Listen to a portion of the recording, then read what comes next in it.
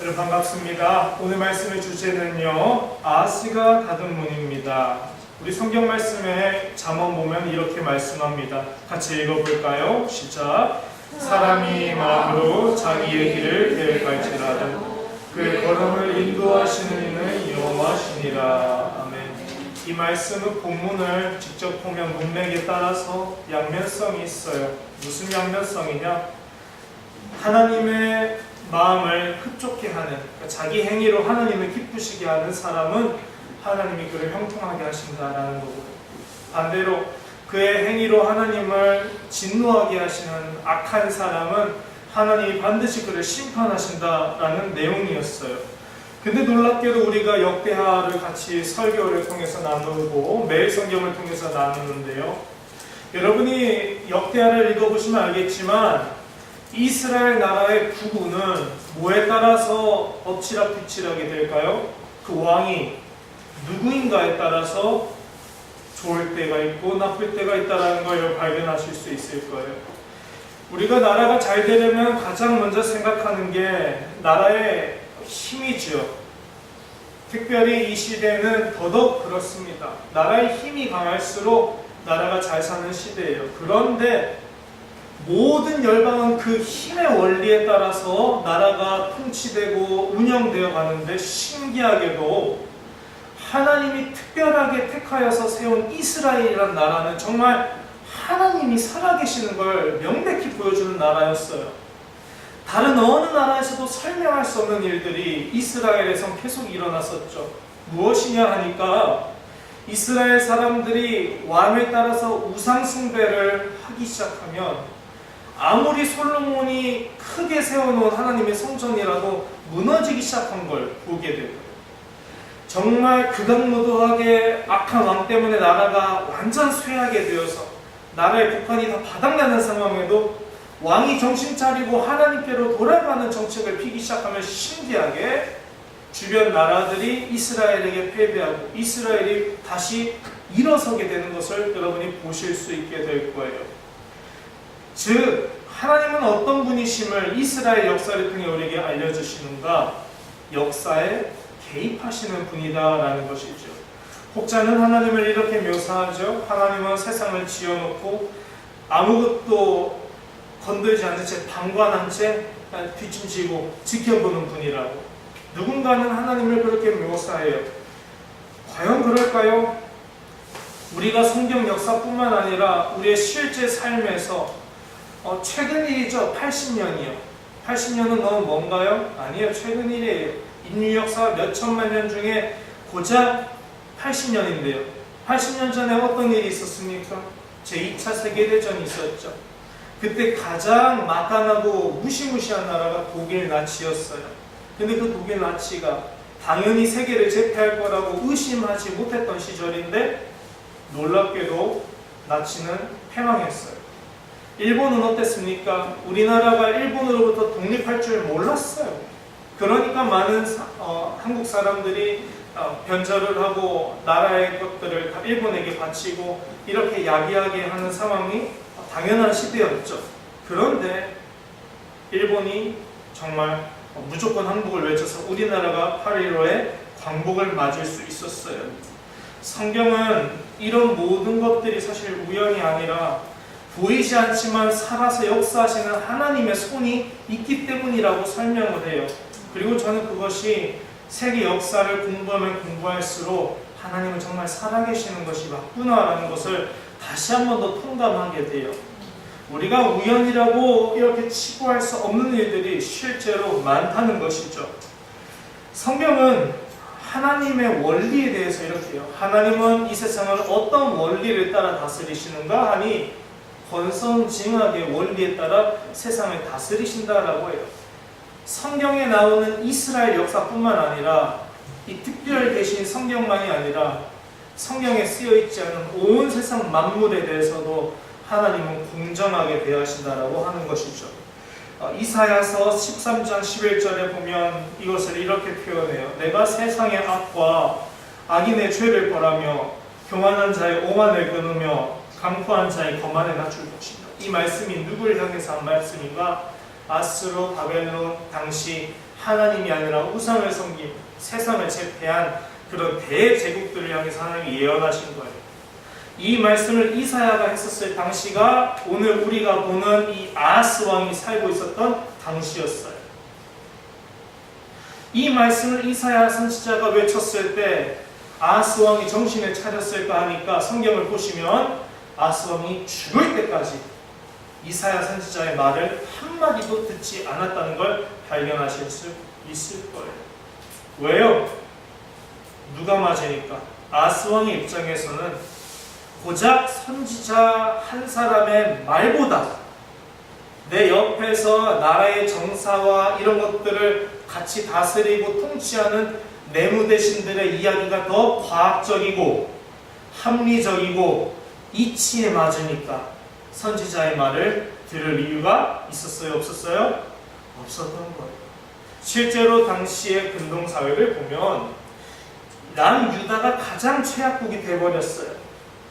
그리고 주변의 나라들이 점점 강성해지고 있고 가장 북쪽엔 아수르라는 신흥 제국이 갑자기 세지더니 온 나라를 집어삼키고 있는 와중에 내 바로 위에는 북이스라엘은 우리한테 쳐들어오더니 우리를 이겨버렸고 밑에서는 우리의 신한 나라였던 에돔과 블레셋이 갑자기 반역을 하더니 우리의 영토를 반이나 가져가 버렸고 어떤 상황이 돼버렸어요? 남유다는 사면초가 사방팔방이 적이고 풍전등화의 상황이 돼버린 거죠. 그러니까 아하스 왕은 선지자 이사야의 말을 믿을 수가 없었던 거예요. 어떻게 저런 살아있는 끔찍하고 무시무시한 나라들을 하나님께서 심판하신다고 말씀하시는가? 내 눈으로 볼 때는 믿을 수 없는 이야기다. 그래서 선지자 이사야가 아무리 외쳐도 아하스 왕은 듣지 않았던 거예요. 자, 그런 와중에 오늘 본문의 이야기가 나오는 것이죠. 22절을 보시면 이렇게 되어 있죠. 아하스 왕이 공고할 때 더욱 여호와께 범죄하여라고 말씀하고 있어요. 여러분 다시 저를 보시고 생각해 볼까요? 공고할 때 사람이 어떻게 해야 될까요? 그리스도인들, 믿음이 있는 사람들은 답을 알아요. 공부할 때 뭐 해야 될까요? 네, 기도해야 돼요. 기도를 안 하니까 답을 모르겠죠? 기도를 하면 답을 알겠죠? 기도해야 돼요. 아하스 왕은요, 공부할 때 기도해야 했어요. 그런데 아까도 말씀드렸다시피 아하스 왕은 더더욱 하나님을 믿을 수가 없었어요. 근데 이게 남의 이야기가 아니라는 게 중요해요. 바로 오늘날 교회를 다니고 예수님을 믿는다는 수많은 그리스도인들이 나타내고 있는 모습이에요. 어떤 모습이요? 하나님의 말씀은 불가능을 가능하다라고 하세요. 하나님의 말씀은 두려워 말라, 담대하라, 놀라지 말라, 내가 너와 함께함이라 라고 말씀해요. 하나님의 말씀은 내가 너와 함께함이니 너는 담대하게 나의 말씀에 순종하며 살아라. 좌우로 치우치지 말고 너가 할 일은 지금 다른 거 할 게 아니라 오직 하나님 말씀에 순종하는 일이라 라고 하나님은 말씀해요. 세상은 달라요. 세상은 그리스도인들에게 이렇게 설명해요. 하나님의 말씀도 중요하고 순종하는 것도 중요하고 하나님의 말씀대로 타협하지 않으면서 사는 것도 중요하지만 한 손에 성경을 한 손에 신문이라는 표제처럼 세상의 지식도 필요하다. 저도 이해하고 긍정하는 부분이 있어요. 그러나 문제는 지나치다라는 거예요. 어느 정도로 지나치는가 하니 이렇게 되죠. 정말 마지막 궁금할 때까지도 기도하기보다는 하나님께 의지하기보다는 그 와중에도 사람의 지혜와 가능성에 더 무게를 두게 만들어요. 이게 문제라는 거예요. 자, 이제 생각해 보세요. 나는 어떠한가? 나는 궁금한 상황에 정말 사면초가가 되었을 때 기도해야 된다라고 많은 사람들이 우리에게 조언해 줄 수 있는 그런 절대절명의 순간이 내게 올 때 나는 그때 어디 있었는가? 나는 그때 무엇을 하고 있었는가? 나의 모습은 아하스와 무엇이 달랐던가? 우리는 그때 주로 전화를 하던가 사람을 만나서 대화를 하던가 사람의 이야기를 듣고 싶어하는 것 같아요. 그죠? 너라면 어떻게 하겠어? 내가 지금 이런 상황인데 미치겠어? 저희뿐만 아니라 모든 사람들이 다 그럴 거예요. 공감하시죠? 그런데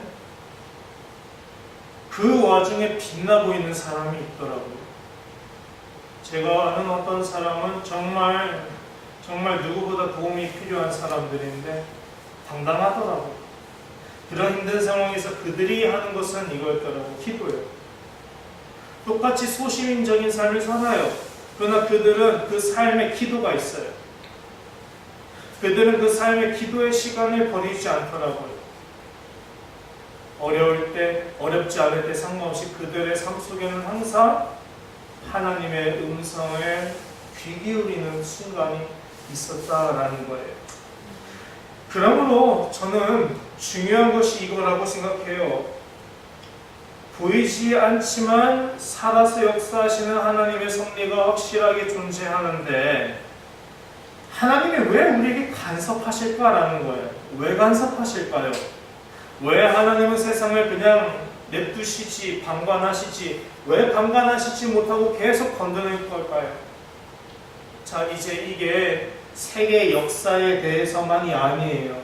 하나님이 세계 역사도 관여하시는 분인데 누구도 관여하실까요? 우리의 머리털까지도 세신바 되신 하나님은 여러분의 인생에 한 사람 한 사람의 인생에도 관여하고 계세요.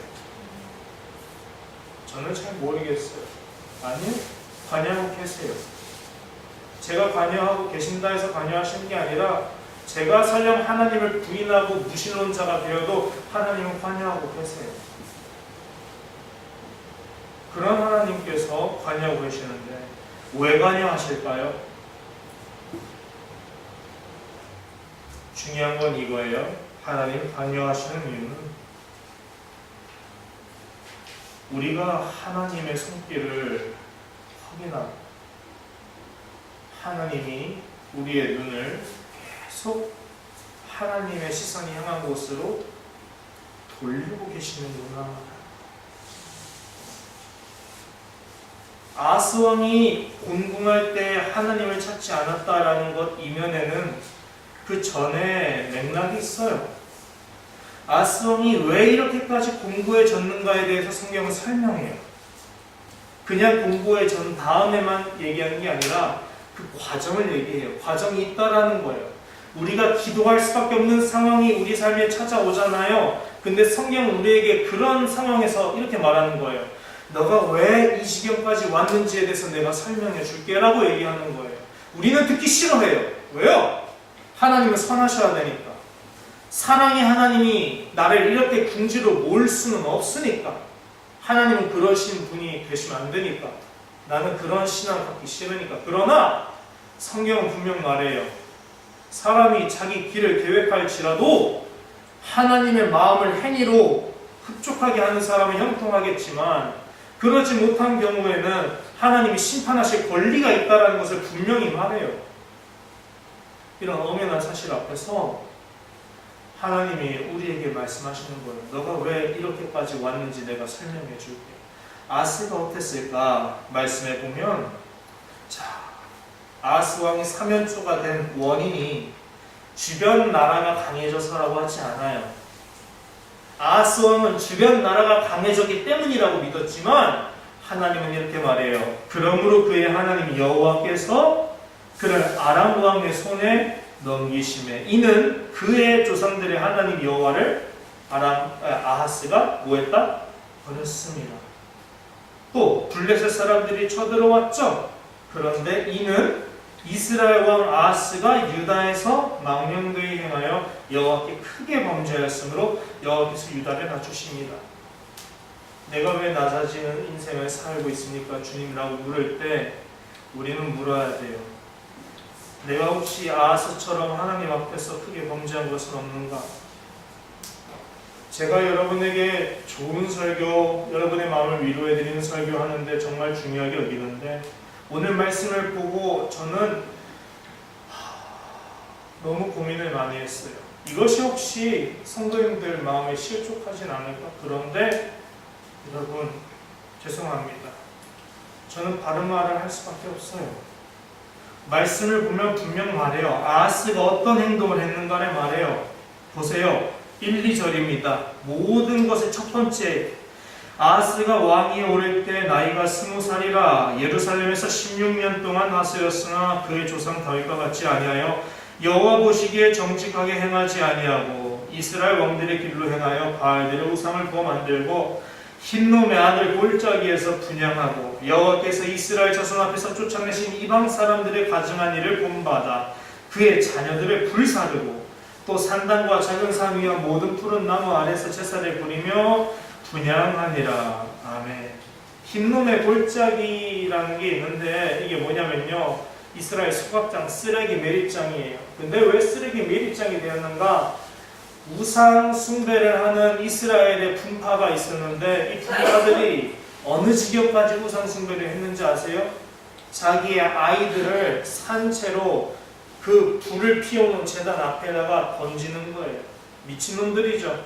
왜 살아있는 사람을 죽여요? 근데 그렇게 해야만 우상들이, 바알신이라든지 아세라라든지 맘몬신이라든지 이런 우상들이 자기한테 이 정성을 깨닫고 복을 줄 거라고 잘못 믿었던 거예요. 완전히 이 사람들 미친 거죠. 근데 이 미친 짓을 이스라엘에서 금했죠. 당연히 하나님이 가장 싫어하시는 거니까. 그런데 이걸 누가 하고 앉았어요? 아하스 왕이 유다 이스라엘 역대 왕 중에 최초로 이 일을 공식적으로 나라의 일로 설정한 거예요. 유다의 기존 어떤 왕도 흰놈의 아들 골짜기에서의 이 인신 제사를 나라의 정책으로 한 놈은 없었어요. 근데 이 사람은 했다라는 거예요. 그러니까 하나님이 아하스 왕에 대해서 어떻게 여기셨을까요? 정말 미워하실 수밖에 없는 거예요.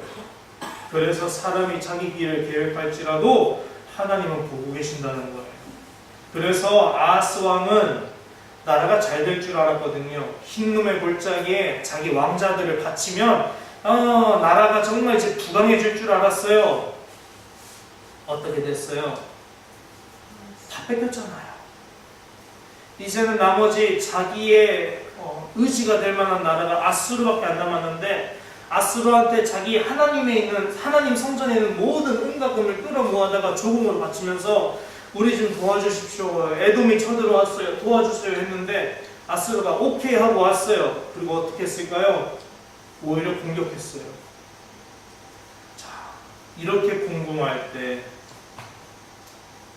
이것이 다 우연으로부터 나온 것일까 하니까 제가 설명을 다 드리지 못하지만 제가 연구한 바에 의하면 아수르는 사실 유다를 도와주는 게 인간적으로 볼 때나 정세적으로 볼 때 이치에 맞아요. 도덕적이라서가 아니라 그게 걔네한테 유익해요. 유다를 공격해봤자 아수르는 오히려 안 좋아질 수 있어요.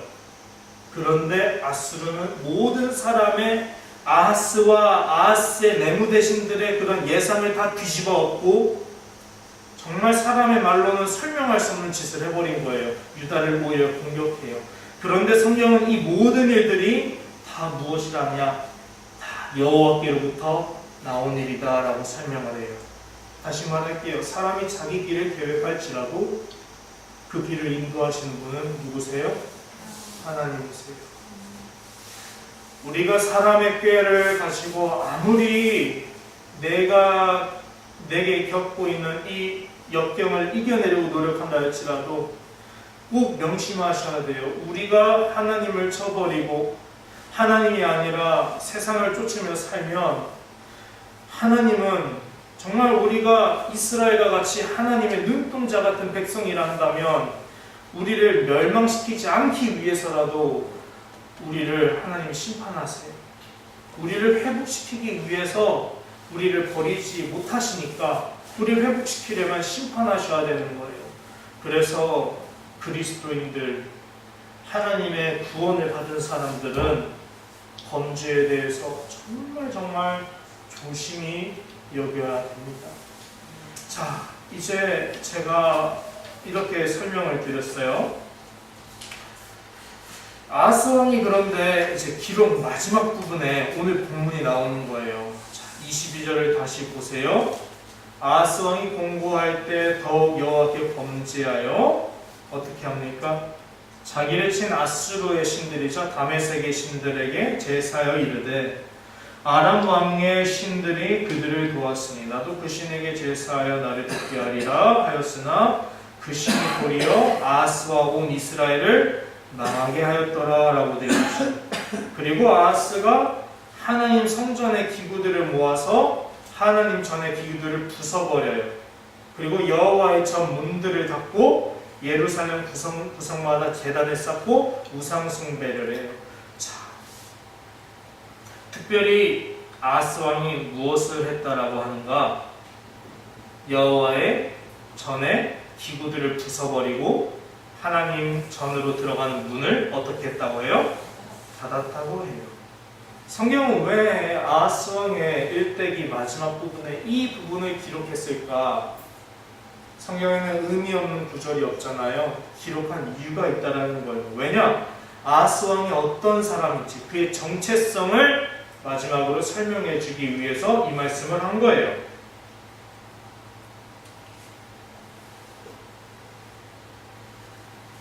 아하스 왕의 정체성은 무엇인가? 정말 자기가 궁금할 때 비로소 하나님께 돌아가고 찾아야 되는데 오히려 하나님의 성전에 문을 닫은 사람이다 라는 거예요. 다시 말씀드릴게요. 아하스 왕의 정체성이 누구냐? 문을 닫는 사람이에요. 누구의 문? 하나님께 나아가는 성전의 문을 닫는 사람이고 아하스다. 우리가 이름은 중요하잖아요. 사람이 이름대로 산다는 이야기가 괜히 말이 아닌 것처럼 사람의 정체성에 대해서 중요해요. 아하스 왕의 정체성은 문을 닫는 사람이 되어버리고 말았어요. 근데 자세히 생각해보면 이 사람은 원래 하나님의 문을 닫는 사람이었던 거였어요. 성전의 문을 닫는다는 것은 어떤 의미냐? 단순히 문을 추우니까 닫는 게 아니에요. 하나님께 예배하러 들어가려면 성전의 문이 항상 활짝 열려 있어요. 문지기가 있다는 거예요, 성전에.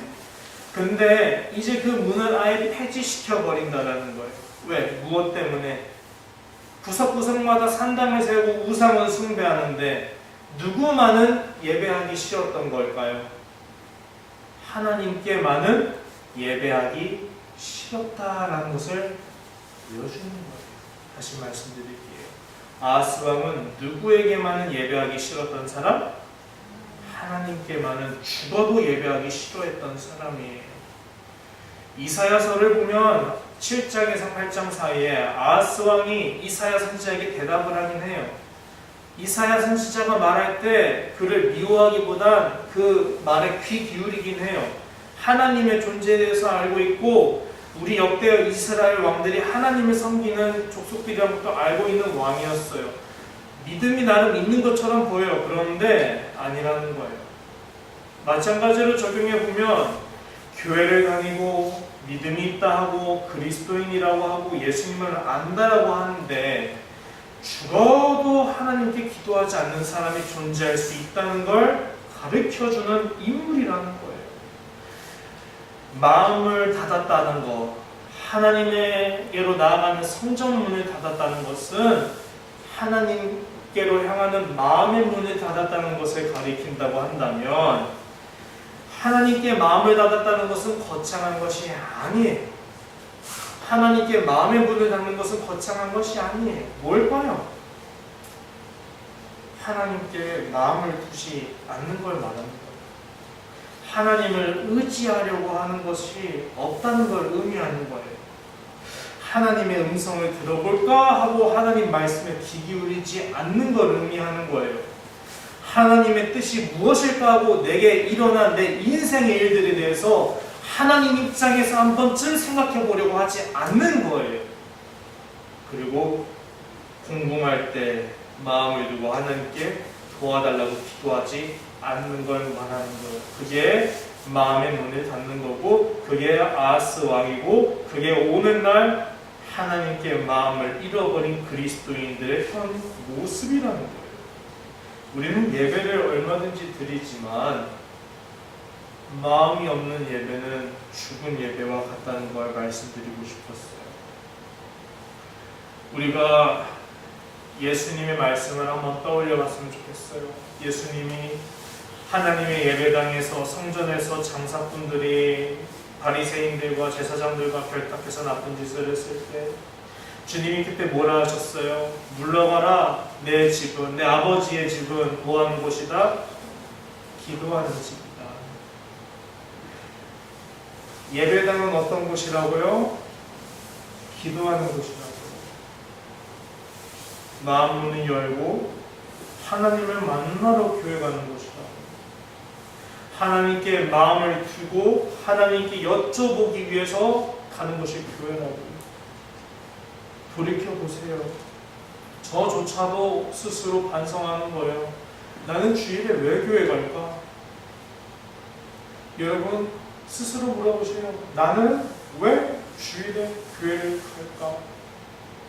저는 모든 그리스도인들이 이 생각을 꼭 했으면 좋겠어요. 난 왜 교회 가지? 우리 학생 여러분도 스스로 고민해 보세요. 여러분 왜 교회 가세요? 난 왜 교회 갈까? 그 안에 하나님 만나러 가지라는 답을 당당히 할 수 있다면 좋겠는데 아니잖아요. 아니잖아요. 다른 이유가 있잖아요. 그죠? 그게 내가 목사니까 가고, 내가 집사니까 가고, 권사니까 가고, 내가 우리 아이 때문에 가고, 내가 나를 위해서 가고. 너무 안타까워요. 나의 아버지의 집은 기도하는 집이라고 말씀하셨는데 정작 기도하러 교회 가는 사람이 보이지 않아요. 정작 마음의 문은 꽝꽝 얼음통처럼 닫아 있는데 막상 교회 가서 하나님께 찬양하고 기도하는 것을 보면, 제 자신의 모습을 보면 내가 대체 아하스랑 다른 게 뭐지? 고민을 많이 하게 되더라고요. 예수님을 20년, 30년 동안 믿은 내가 아하스와 뭐가 다르지? 하나님이 나를 보실 때 얼마나 기가 막히실까? 예수님 어떤 일을 행하셨는지를 생각한다면 그럴 수 없을 것 같아요. 그런데 제가 그러더라고요. 제가 예수님의 십자가의 은혜를 생각하지 않더라고요. 예수님이 어떻게 하셨는가에 대해서 성경은 말해요. 그는 하나님과 우리 사이에 담벼락으로 가로막힌 죄의 문을 십자가로 직접 허시고 하나님과 우리를 화평하게 하여서 우리가 하나님께 거룩함을 입어 예배드릴 수 있도록 나아가신 것이다. 그게 십자가의 은혜다.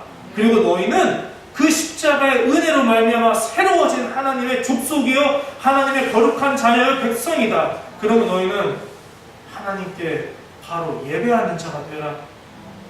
로마서, 히브리서 어느 성경을 뒤져봐도 그리스도인의 정체성에 대해서 너는 예배자다라고 해요. 예배자라고 해요. 예배자예요. 하나님을 예배하는 사람이에요. 교회에 나오는 이유가 하나님을 예배하기 위해서 나오는 것이고, 내가 신앙생활을 하는 이유도 하나님을 예배하기 위해서 하는 거라고 분명히 설명해요. 왜요? 예수님이 우리의 마음에 얼어붙어 닫힌 죄의 문들을 다 자기 십자가로 허물어 여셨기 때문이라고 해요. 우리가 그런 사람이에요. 그리스도인은 그러한 은혜 받은 존재예요. 마음을 왜 닫고 하나님께 끝까지 기도 안 하는지 아하스 왕의 모습이 너무 답답했어요. 그런데 아하스를 답답해하게 여기고 있던 저에게 하나님께서 말씀하시는 거예요. 요셉아, 난 너가 답답해. 너 의무감에 교회 다니잖아. 너 목사라서 설교 준비하잖아. 너 내 음성 듣고자 성경 읽는 게 아니라 너의 의무니까 하는 거잖아. 할 말이 없어. 할 말이 없어. 목사를 안 했더라면 좋았을 것이라고 생각할 정도로 할 말이 없어요. 죄송해요. 제가 이렇게 자격이 없는 사람이에요. 그래서 여러분에게 나누고 싶었어요. 저조차도 이런데 우리 성도님들은 어떨까? 우리 아이들은 얼마나 신앙생활하는 게 힘들까? 하나님의 음성을 전달해야겠다. 두 가지를 전달하는 거예요. 하나, 우리는 아하스처럼 악한 길을 계획하지 맙시다라는 거예요. 하나님이 반드시 자기 백성을 심판하시기 때문에 우리 평상시에 잘하자라는 거예요. 그걸 하나님께 마음문을 닫지 말자라는 거예요. 예수님이 십자가로 고생하면서 여신 그 문을 우리가 굳이 스스로 닫을 이유가 없잖아요. 그러기 위해서 뭘 해야 될까 하니까 주님의 말씀을 한 번 더 나눌게요. 내 아버지의 집은 기도하는 집이라. 너희가 도둑의 소굴로 만들었구나. 하나님의 집을 나갈 때 기도하는 집이라고 하셨는데, 기도란 무엇입니까? 내가 그냥 받고 싶은 거 하나님 선물해 주세요. 이게 기도가 아닌 거 아시죠? 기도란 하나님께 내 마음을 열고 그분과 교통하는 걸 말하는 거예요. 아버지 저 이랬는데요. 아버지 생각은 어떠세요? 지혜를 주세요. 이게 기도예요. 마음문을 열지 않으면 기도가 안 되는 거예요. 마음문을 열어야만 기도할 수 있고 예배할 수 있는 거예요. 내 아버지의 집은 기도하는 집이라 라는 말씀이면은 마음문을 열고 하나님께 나아가는 자라야 영과 진리로 예배하고 하나님이 찾으시는 예배자니라 라는 말씀을 하고 계셨던 거예요. 결론을 내릴게요. 사랑하고 삼교회 성도 여러분, 우리가 마음을 아하스처럼 닫지 않았으면 좋겠어요. 교회당 나갈 때, 예배당 나갈 때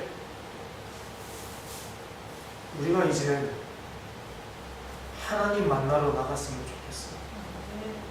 내가 억지로 나가는 예배 안 했으면 좋겠어요.